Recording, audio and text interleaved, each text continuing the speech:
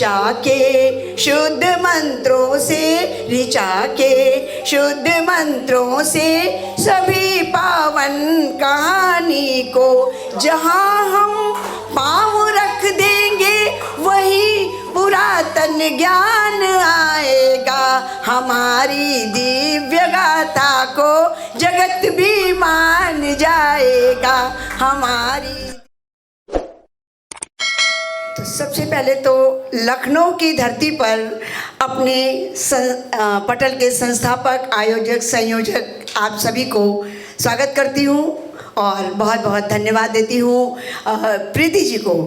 और ख़ास तौर से मैं बहुत बहुत आभार व्यक्त करूंगी जो इस समय यहाँ पर नहीं है, इस पटल की बहुत ख़ास कवित्री राम कुमारी जी मेरठ की। उन्होंने मुझे इस कोश, साहित्यिक, हस्ताक्षर और पेन, पोइट, इन सबको मैं बहुत बहुत अभिनंदन करती हूँ, वंदन करती हूँ, धन्यवाद देती हूँ।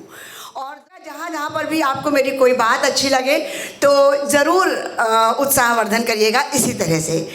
तो पहले 2 लाइनों में परिचय दूंगी कि बिंदास परिंदा उड़ने वाली, बिंदास परिंदा उड़ने वाली, शब्दों से मैं बातें करती और ख्वाबों के मैं पंख लगाकर, ख्वाबों के मैं पंख लगाकर साहित्य जगत में विचरण करती, साहित्य जगत में विचरण करती। बहुत बहुत आभार। और ये बड़ा सौभाग्य है कि ये विचरण करते करते मुझे बड़े प्यारे प्यारे कवि परिवार मिले हैं, बहुत अच्छे अच्छे लोग मिले हैं। एक धन्यवाद यहाँ पर मैं और करना चाहूँगी प्रीति जी कि आलोक गुमशुदा जी, कहाँ है आलोक गुमशुदा जी? अच्छा ये सामने बैठे हैं। बहुत अच्छे व्यक्ति हैं, मैं आज पहली बार इनसे मिली हूँ, देख रही हूँ, लेकिन इन्होंने मेरी पुस्तक स्वप्न हुए साकार की समीक्षा बहुत ही खूबसूरत शब्दों में की थी। एक एक कविता का रसमय समीक्षा की थी इन्होंने। तो एक बार पुनः आलोक जी आपको धन्यवाद और बहुत जल्दी दूसरी पुस्तक भी देने वाली हूँ आपको। चलिए चलते हैं काव्य यात्रा की तरफ। तो मेरी एक यहाँ पर बहुत प्यारी बेटी सी बैठी है एकता, जिसे सरस्वती वंदना कही थी, तो उसकी डिमांड थी कि माँ एक छंद जरूर विधाता का सुना दीजिएगा। तो मैं उसके जैसी गा नहीं पाती हूँ, मेरा सुर लय ताल नहीं है लेकिन भाव है, तो मैं विधाता छंद भी अभी अपनी प्रतिनिधि रचना से पहले एकता को समर्पित करती हूँ। एकता तुम्हारे लिए और सभी युवाओं के लिए, सभी जोशीले लोगों के लिए, भारत के लिए। क्या कि जहाँ हम पाँव रख देंगे वही सुंदर चमन होगा। बहुत बहुत आभार, इसी साथ तालियों से आप साथ दीजिएगा। जहाँ हम पाँव रख देंगे वही सुंदर चमन होगा, सभी के एक रहने से वह जीवन अमन होगा। लेकिन क्या होगा? करना कुछ होगा। चलो उद्देश्य कुछ ऐसे जगत को आज दे जाएं, उसे हम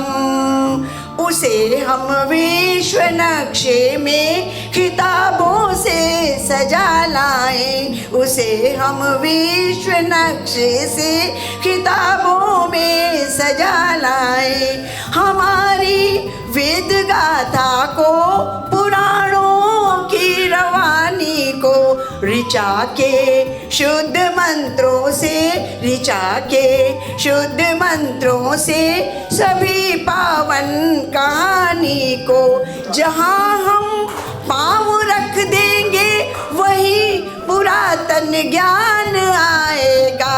हमारी दिव्य गाथा को जगत भी मान जाएगा।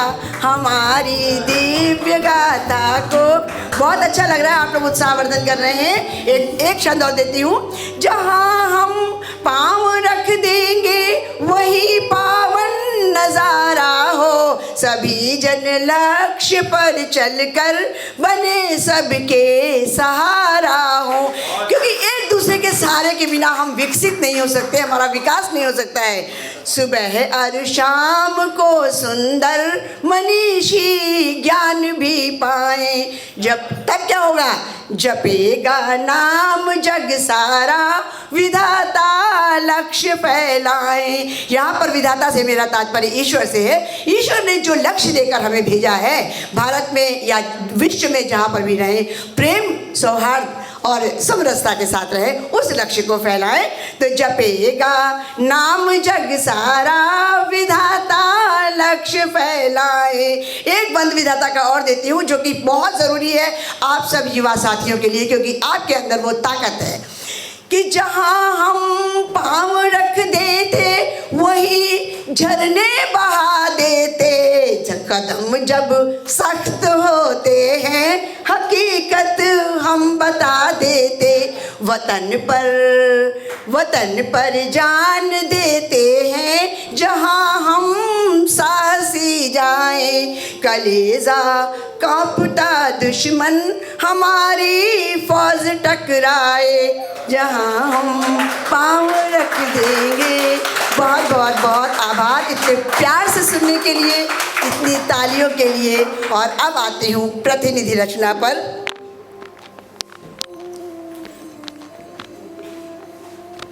और प्रतिनिधि रचना में भी मैं चूँकि बता दूं आपको कि मैं टीचिंग जॉब में रही हूँ, लास्ट के 15 साल मेरे प्रिंसिपलशिप में गए हैं, तो प्रेरणात्मक और शिक्षात्मक संदेश देना ज़्यादा पसंद आता है। तो आप सभी जितने पीछे लोग मुझे दिख रहे हैं उन सभी युवा साथियों को समर्पित है ये कविता। और केवल समर्पित नहीं है, आपसे निवेदित भी है कि आप अपने देश के लिए क्या कर सकते हैं और क्यों अपनी संस्कृति आप भूल रहे हैं, उसको लेकर मैं एक पैगाम देश के नाम आपको निवेदित करती हूँ। सुनिएगा जी, सुनिएगा। सुनो सुनो ए युवा साथियों, सुनो सुनो ए युवा साथियों, पैगाम सुनाने आई हूँ। भूल गए जो जिम्मेदारी, भूल गए जो जिम्मेदारी, मैं उसे बताने आई हूँ। और क्या क्या चीज़ें हैं हमारे देश में कि जहाँ रामायण मर्यादा पालन, देखिए आज के बच्चे लगभग भूलते जा रहे हैं, इसलिए मुझे कहना पड़ा कि जहाँ रामायण मर्यादा पालन कर्तव्य नीति सिखलाती है और जहाँ अधर्म विजयी नहीं होता महाभारत कथा बताती है।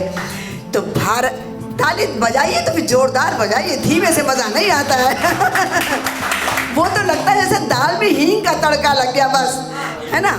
तो आगे सुनिएगा कि क्या है हमारे देश में कि भारत माँ के रणबांकुरों को भगत शिवा की लोरियां सुनाई जाती हैं। हमारे देश की विशेषता, जहाँ विविधता भरी विरासत सारे जग को महकाती है। तो क्यों भूले हम अपनी संस्कृति, क्यों भूले हम अपनी संस्कृति, बस यही पूछने आई हूँ। तुम समृद्ध देश के बालक हो, ये विश्वास दिलाने आई हूँ, ये विश्वास दिलाने आई हूँ।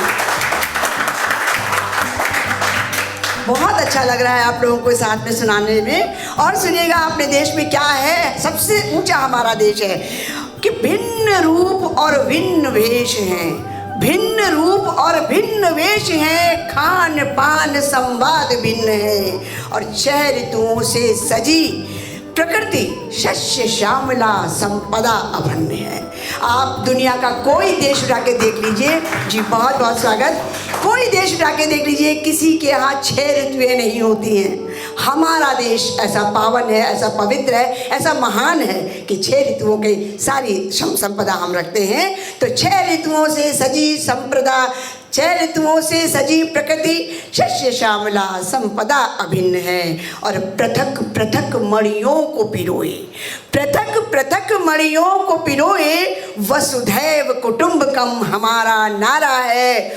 और खास बात आ रही है, इस लाइन पर तालियां जरूर चाहूंगी, क्योंकि भारत माता कहलाने वाला ये न्यारा देश हमारा है। भारत माता कहलाने वाला ये न्यारा देश हमारा है।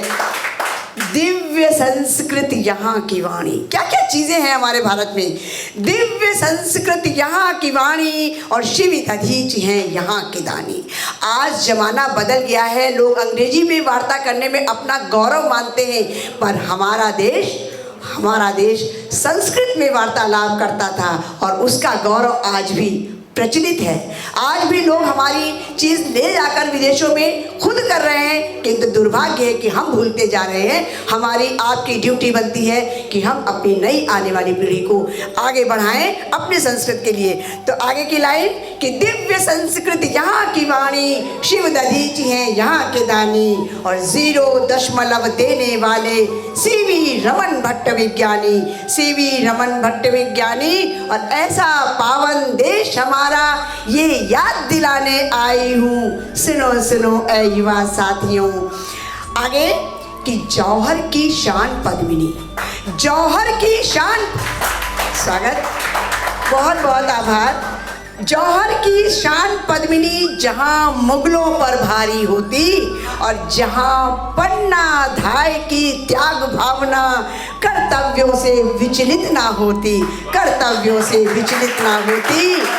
मैं गोरा बादल के ज्वलंत मणियों की कथा सुनाने आई हूँ, मैं गोरा बादल के ज्वलंत मणियों की कथा सुनाने आई हूँ। इसी विरासत को जग में फैलाने का सूत्र बताने आई हूँ, सुनो सुनो ऐ युवा साथियों पैगाम सुनाने आई हूँ। और एक अंतिम बंद, और उस अंतिम बंद में आप सभी से एक निवेदन करती हूँ। उस निवेदन को आप स्वीकार करिएगा। आपके मान सम्मान गौरव और आपकी उच्चता को सर्वोपरि रखते हुए आपसे एक बात कहना चाहूँगी, अगर आप मान लेंगे और अगली पीढ़ी को देंगे तो बहुत आभार होगा और देश के लिए बड़ा कल्याण होगा। तो सुनिए क्या कहना चाहती हूँ आपसे मैं, कि अपनाएं आधुनिकता, कोई मना ही नहीं है, अपनाएं आधुनिकता हम, किंतु संस्कृति सर्वोपरि हमारी हो, और अपनी समृद्ध विरासत की रक्षा में हम सच्चे व्रतधारी हों।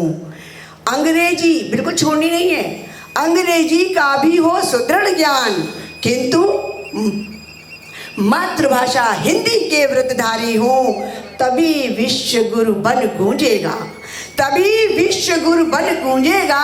बस यही बताने आई हूँ, भूल गए जो जिम्मेदारी मैं उसे बताने आई हूँ, मैं उसे बताने आई हूँ। सुनो सुनो ऐ युवा साथियों, सुनो सुनो ऐ युवा साथियों। बहुत बहुत मैं खड़े होके आपका आभार प्रकट करती हूँ। बहुत उत्साह बढ़ाया, बहुत अच्छा सुना आपने, और मैं गौरवान्वित हूँ कि मुझे ऐसा ये महनीय प्रांगण मिला है जिसने मुझे गौरव बढ़ाया।